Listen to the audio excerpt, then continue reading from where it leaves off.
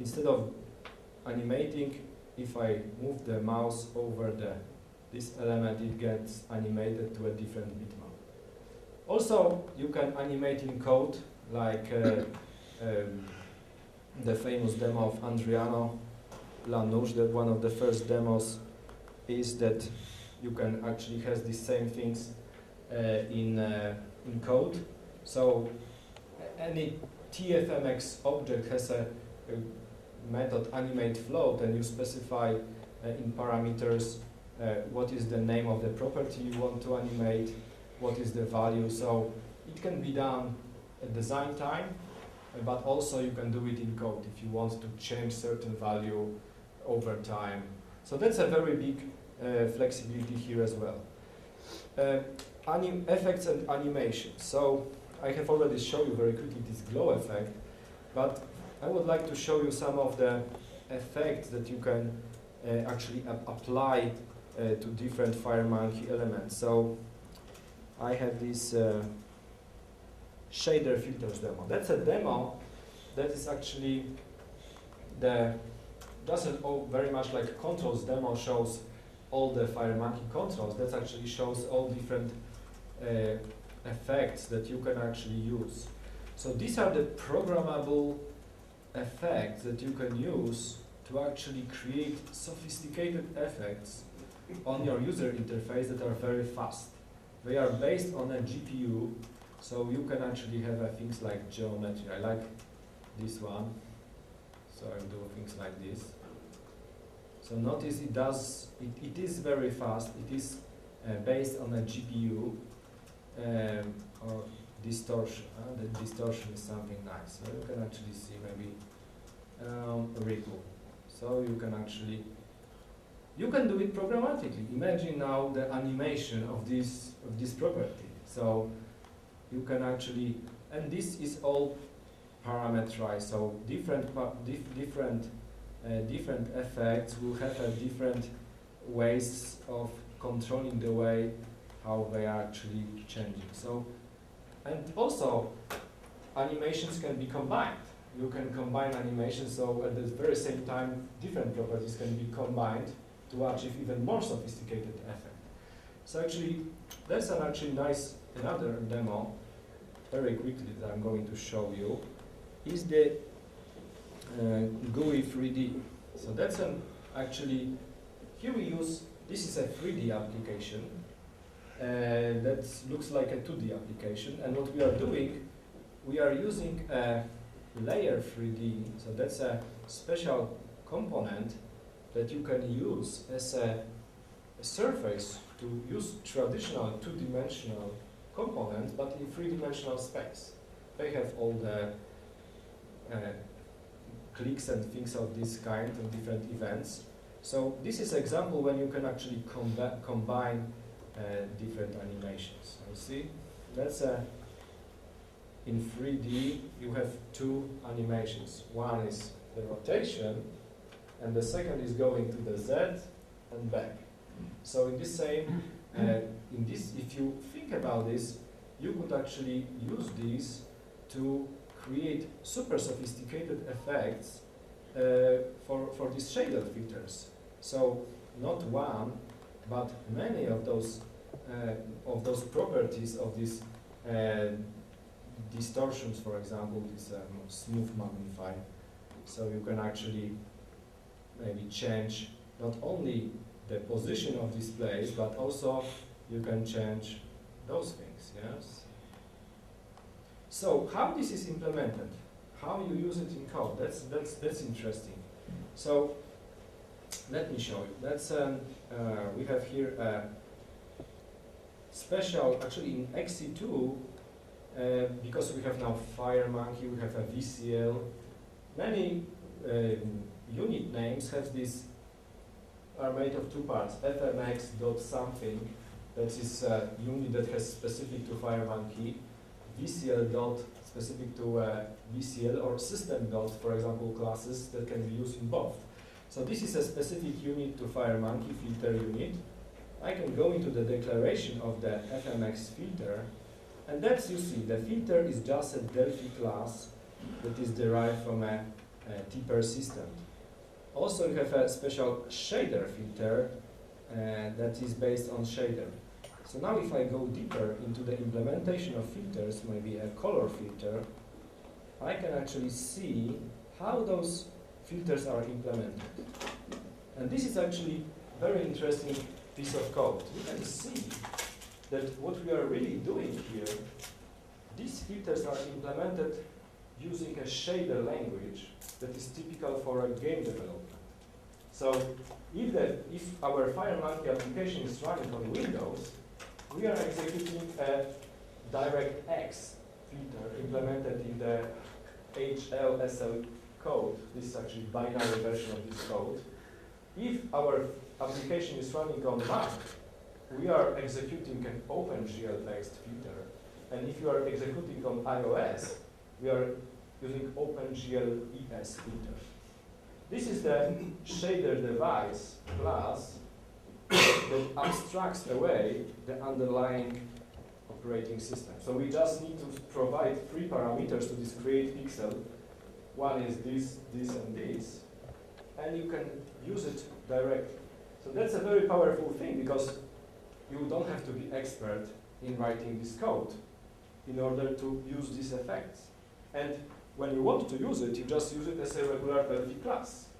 So that's a cool thing. Actually, when you might ask, okay, what's the big deal about those GPU-based filters? Why you would want to use them? So I have a little comparison here, and that's let me see where I have this.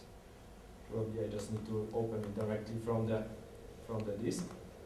So I have this demo kit, and I have a CPU versus GPU filters. So that was actually a demo that I wrote to compare the performance of the same filter. I know that I can use, for example, Gaussian filter that comes with FireMonkey, but many people were doing this in VCL before FireMonkey.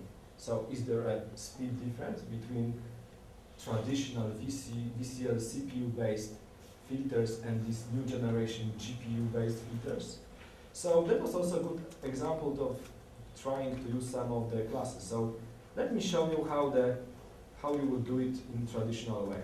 So Gaussian filter is something that I have found in the internet just by Googling. So that's an open source. I'm showing you this disclaimer so I don't violate nobody's rights. So open source, and that's how you could do it in the old way. You have just a global procedure gblar that takes a bitmap as a parameter, and I don't know, that's an implementation somebody else written. I have this little helper class to actually wrap it up nicely, so I have a process method that basically just call this gblar, pass some parameters, and returns an effect. And there is a stopwatch here, so that's a class. Instead of counting ticks, I can use stopwatch to actually see how much milliseconds I'm doing, and I apply this filter multiple times so I can calculate the average time, how much time it takes to calculate it. So if I run this application and choose a bitmap, for example one of the stock bitmaps here, I can actually run this benchmark for 20 times. You see it takes a moment, and it's 191 milliseconds, somewhere close to 200 milliseconds, 1/5 of a second. This is applying this filter in a traditional way to reasonably big bitmap. Now I'm going to do it in a new way. So that's a FireMonkey equivalent. This time I'm using a filter. So notice this is my filter. It's just a class that is defined in the filter catblar. And this is how I work with it programmatically. You specify values. There is a values property, and it's indexed by some string values. And when I want to retrieve the output, I just need to read the output property. And then basically it's a moment when the filter is applied. So a similar test form and running the same thing, and I'm going to go for 20 times so we are really consistent. Choose the same bitmap so we have good results.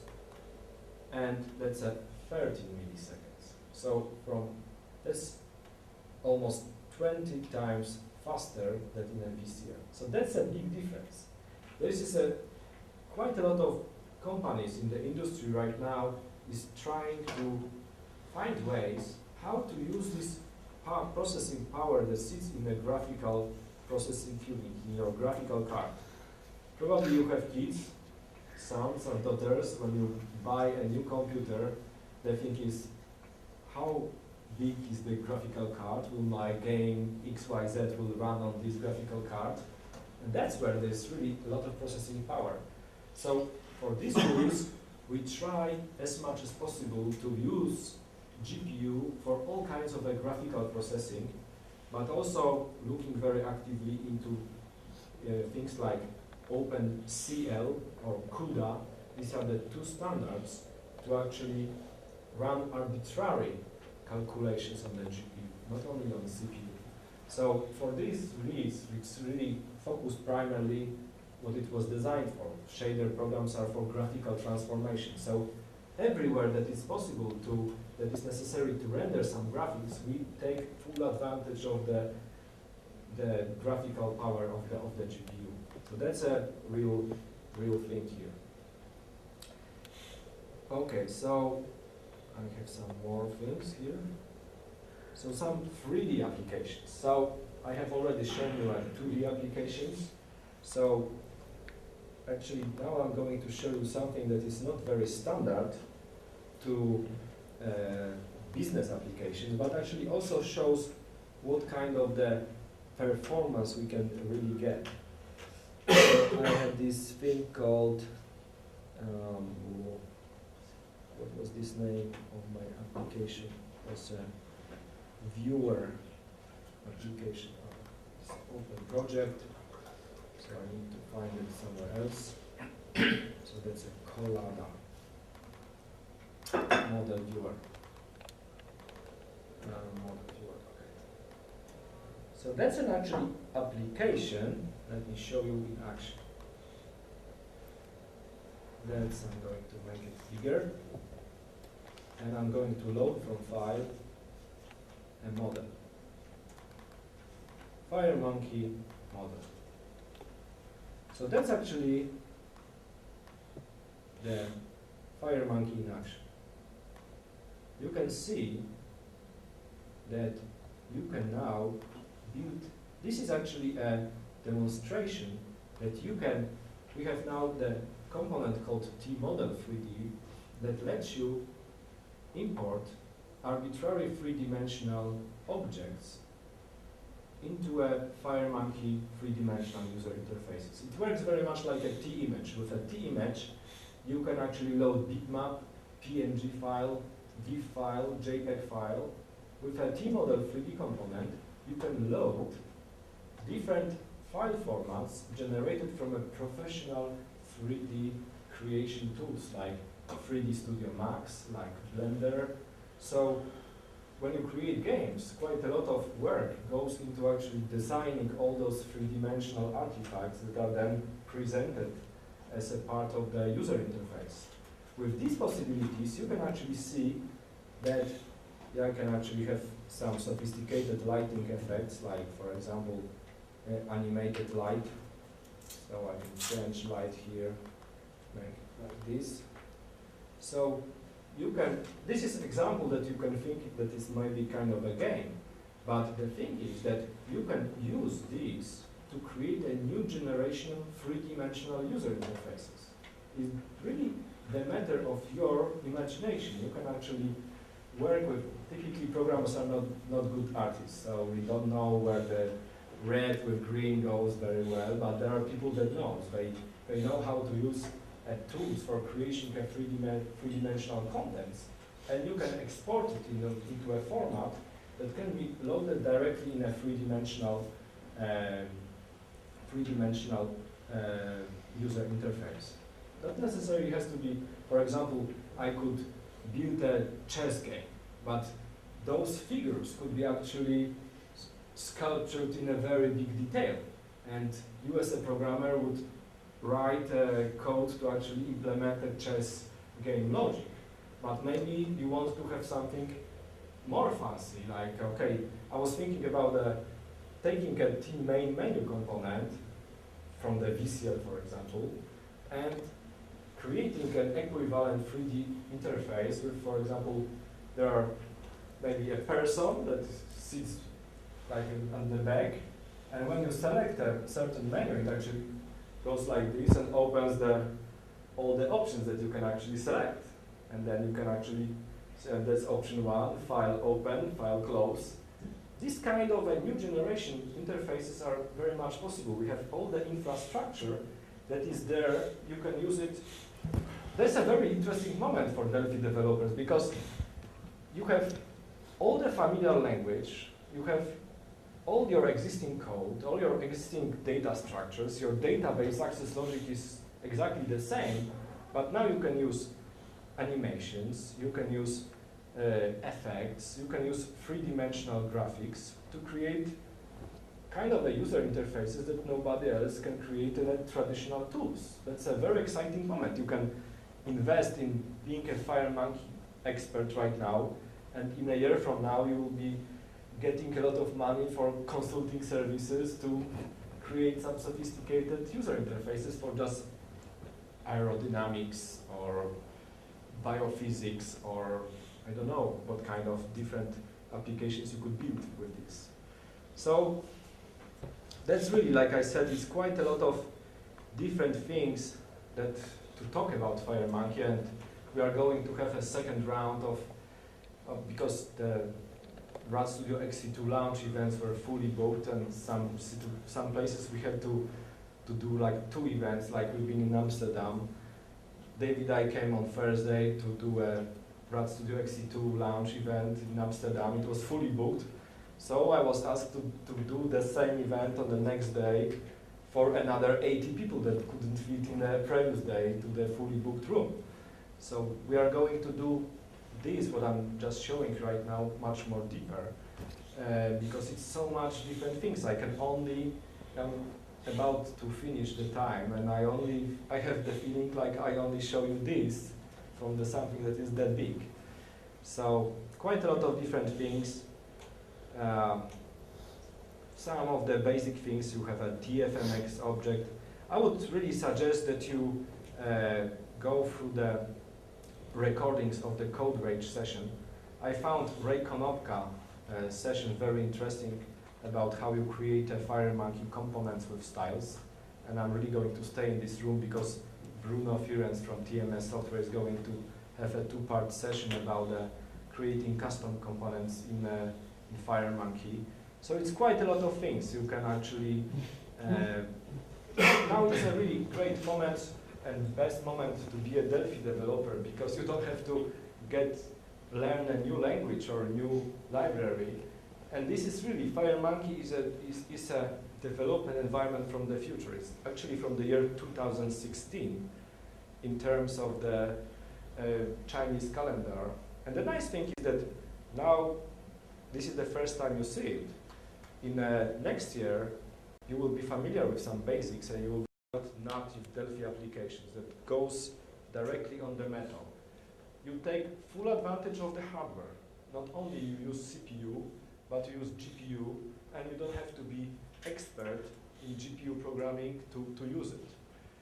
So using rapid application development, you can rapidly build visually spectacular applications, like with the TModel 3D. You just hire a 3D artist to create you some sophisticated thing, and you are programmer, you will load it in your 3D thing, maybe animate, maybe add some database access logic, and you'll be really nice. What is really unique about the FireMonkey is that from the very same source code, you can target multiple platforms. So you have a Delphi FireMonkey project, and you just specify, okay, I want to compile for Windows. Okay, I want to compile for OS 10. Later you will be able to compile for other platforms like Linux, for example. So that's really Delphi and C++ native compiled executables. And also things that makes this a new generation platform. You have things that are typical for Flash, for Silverlight, animations, effects, transitions, all the things in a three-dimensional space that people are expecting from a new generation of applications. So, it's your turn. I did my job. I show you what is possible, and now your imagination is the only limit. So we are looking, and I'm sure David I is also looking for new ideas. So how you can use these available technologies to build applications that will stand out in the landscape of possible applications. So go for FireMonkey. Any questions?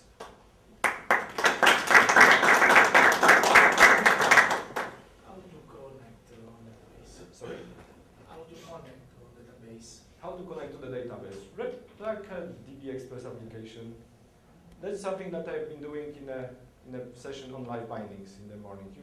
You use exactly the same way how you use in VCL. You can take existing application with a data module, with a SQL connection component. There are the components. All the non-visual components can be used in FireMonkey as is. So you can have, for example, if you have an existing VCL application, many people are asking, okay, I want to have a good strategy how to move from VCL to FireMonkey, but I don't want to lose my code. So the good strategy will be to, first of all, make sure that you refactor your non-visual code into a data modules.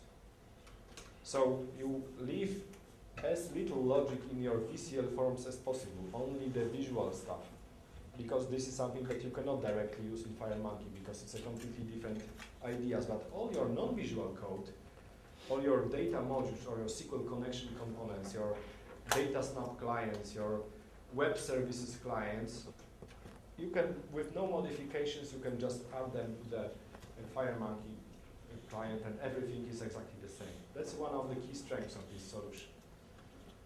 We can't mix VCL and FireMonkey. It's not designed for, but there are already ways to do it. If you've been following the code rage, there was one gentleman that was demonstrating mixer. So basically what you can do is, for example, you can have a FireMonkey executable and you can load a DLL that contains a VCL forms, for example. So there are ways already to mix the two worlds. You cannot take a VCL component and use it on the FireMonkey form or other way around, but there are ways to actually have a project that has two types of forms. So maybe you have an existing application with 200 VCL forms and you're not going to get rid of it overnight, but you can actually gradually build the FireMonkey forms and maybe add it to your application so they can be displayed from one form to another. Also reusing all your non-visual logic. So that's another good thing.